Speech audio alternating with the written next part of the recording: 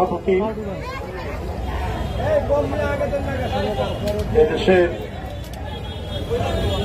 ৭১-এর রণাঙ্গনের এক বীর সন্তান, বিশিষ্ট মুক্তিযোদ্ধা জনাব আব্দুল সালাম উপস্থিত রয়েছেন। বিএনপি চেয়ারপারসনের বিশেষ সহকারী প্রখ্যাত শ্রমিক নেতা অ্যাডভোকেট শামসুর রহমান শিমুল বিশ্বাস, বিএনপির সাংগঠনিক সম্পাদক ঢাকা বিভাগের অ্যাডভোকেট আব্দুল সালাম আজাদ, উপস্থিত রয়েছেন স্বেচ্ছাসেবক বিষয়ক সম্পাদক বিএনপি জাতীয় নির্বাহী কমিটির মীর শরাফত আলী সপু, উপস্থিত রয়েছেন বিএনপি জাতীয় নির্বাহী কমিটির তথ্য বিষয়ক সম্পাদক ছাত্রদলের সাবেক সভাপতি আজিজুল বারী হেলাল, উপস্থিত রয়েছেন ঢাকা মহানগর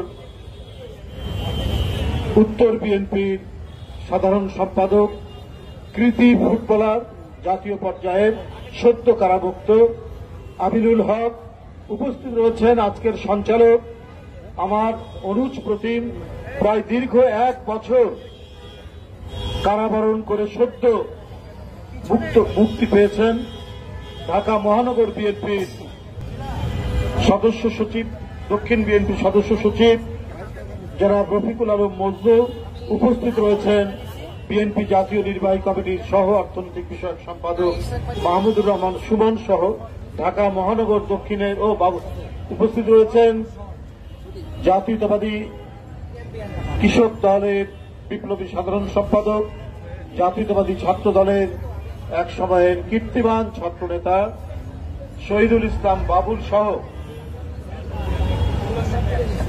এখানে উপস্থিত রয়েছেন অনেক, তো নামগুলো ভুলে যায়, লেখা নাই।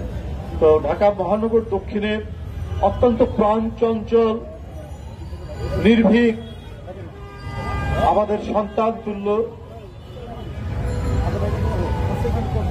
ঢাকা মহানগর যে দক্ষিণের যিনি মেয়র প্রার্থী ছিলেন, অবাধ সুষ্ঠু নির্বাচন হলে যিনি মেয়র হতেন, আপনাদের দায়িত্ব পালন করতেন, ইঞ্জিনিয়ার ইসরাক হোসেন সহ সকলকে আমি আন্তরিক শুভেচ্ছা জানাচ্ছি।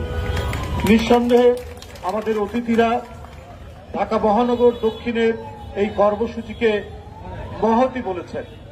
রাজনীতি মানেই পৃথিবীর বিভিন্ন দেশে আমরা দেখেছি, গণতান্ত্রিক উন্নত দেশে রাজনীতি মানেই হচ্ছে সমাজসেবা, কিন্তু এই গণতন্ত্রহীন দেশে যেখানে গণতান্ত্রিক শাসন ব্যবস্থা ধ্বংসপ্রাপ্ত, সেখানে অধিকাংশ সময় আমাদের রাজপথে থাকতে হয়, না হলে আমাদেরকেও প্রতিনিয়ত আমাদের রাজনীতি করতে হতো মানুষের সুখ দুঃখের সাথে সম্পৃক্ত থেকে।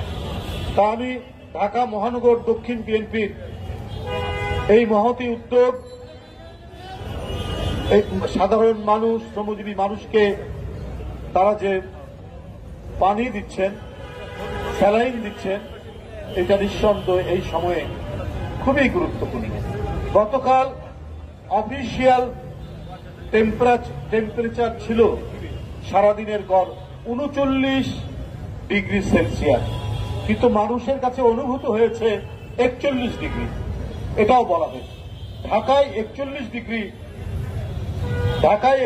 ডিগ্রি কখনোই আমরা শুনিনি যে টেম্পারেচার এত উঠে। কারণ ঢাকার চারিদিকে নদী, একদিকে শীতলক্ষা, একদিকে বুড়িগঙ্গা, আরেকদিকে ধলেশ্বরী, আরেকদিকে তুরাগ নদী, চারিদিকে নদী বেষ্টিত এই ঢাকার নদীগুলি কিন্তু এখন ভরাট হয়ে যাচ্ছে, যেটি বলেছেন। এটা একমাত্র লুটেরা গণবিরোধী সরকার থাকলেই তাই হয়। পৃথিবীর কোন দেশে নদী শুকাতে দেয় না যেখানে জনগণের সরকার আছে।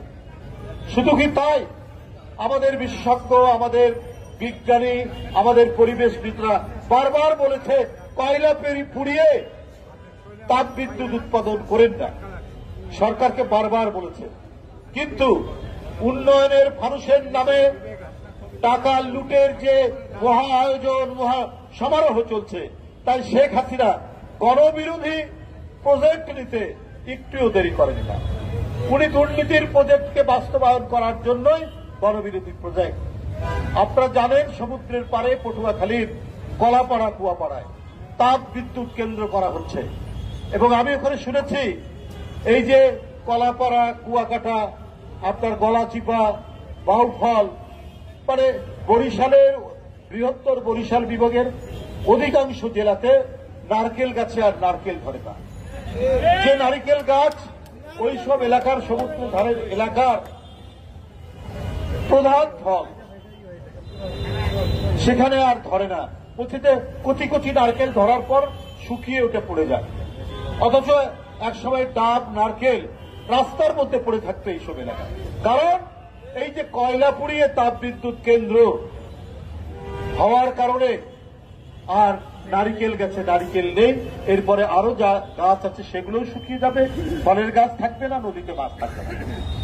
বারবার মানুষ বলেছে যে রামপাল বিদ্যুৎ কেন্দ্রে কয়লা পুড়িয়ে পড়েন না, কারণ আমাদের স্বাস্থ্য, আমাদের নিঃশ্বাস প্রশ্বাসের অক্সিজেন হচ্ছে আমাদের সুন্দরবন।